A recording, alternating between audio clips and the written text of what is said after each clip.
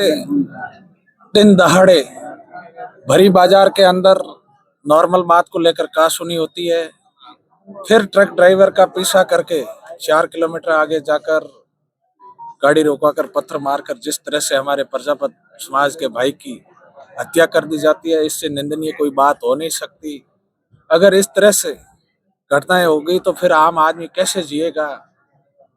बहुत सारी बातें जीरो टॉलरेंस नीति की दूसरी करते हैं, लेकिन यहाँ 20 घंटे बीत जाने के बाद भी अभी तक प्रशासन की ओर से, पुलिस की ओर से 1% भी कार्रवाई नहीं हुई।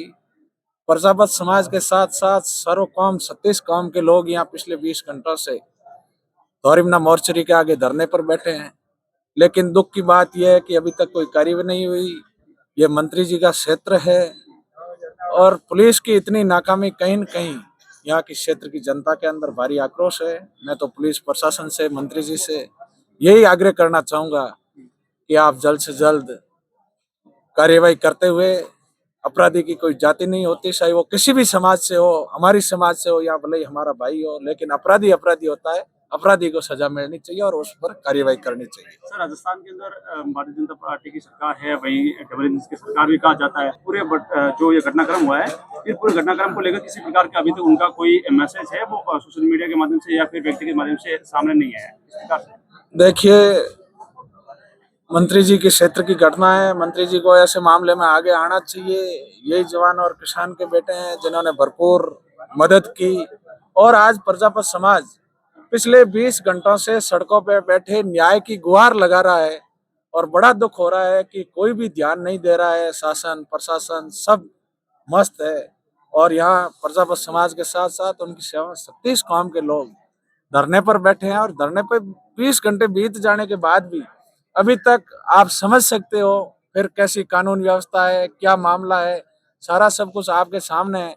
अगर जीरो टॉलरेंस नीति अपनाते, कानून व्यवस्था की ठीक स्थिति होती तो महज थाने से 300 मीटर की दूरी पे नॉर्मल बोलचाल हुई और यह पूरे बाजार के अंदर मजबूत एविडेंस है, सीसीटीवी फुटेज है, सारे सब कुछ मामले सामने आने के बाद भी अब तक अपराधियों को नहीं पकड़ना या पुलिस के पकड़ में नहीं आना, कहीं न कहीं संदेह के घेरे के अंदर मामला और गहरा होता जा रहा है।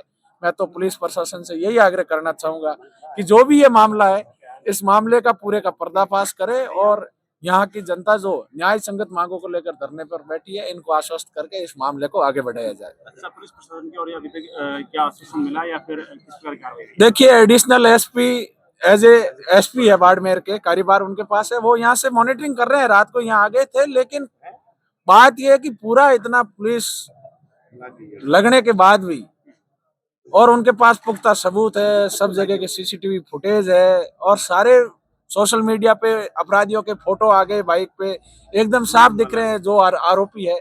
फिर पुलिस क्यों नहीं पकड़ रही है, समझ से बाहर है। पुलिस के पास तो सारे सिस्टम है, अभी तक तो कहीं से पकड़ के ले आती, लेकिन कहीं न कहीं ये जो कार्रवाई नहीं हो रही है, इसको लेकर के मामला संदेह के घेरे के अंदर बढ़ता जा रहा है। मैं तो यही पुलिस से आग्रह करूंगा कि आप ध्यान दें। अभी जो वर्तमान का समय, किसान एक तरफ तो ये जो राम रूट गया, बेमौसम की बारिश हुई, खेतों के अंदर है, एक तरफ सारे लोग कामकाज छोड़कर यहाँ भाई विश्नाराम को न्याय दिलाने को लेकर सड़कों पर है। तो कहीं न कहीं सरकार को सकारात्मक रवैया अपनाते हुए, पुलिस को सकारात्मक रवैया अपनाते हुए विश्नाराम को न्याय कैसे मिले, सर्व समाज को न्याय कैसे मिले, इसकी ओर सकारात्मक कदम आगे बढ़ाने चाहिए। देखिए, रणनीति क्या है, हम तो भाई विश्नाराम के प्रजापत को न्याय दिलाने के लिए सर्व समाज के साथ यहाँ आए हैं।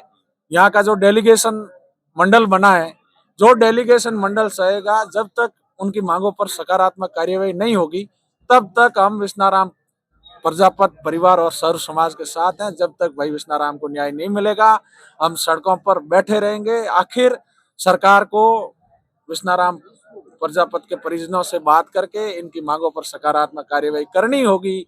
आज नहीं तो कल करोगे, कल नहीं तो परसों करेंगे। हम सब लोग मजबूत हैं और मजबूती के साथ जब तक न्याय नहीं मिलेगा तब तक यहाँ धरने पर मजबूती से डटे हुए रहेंगे।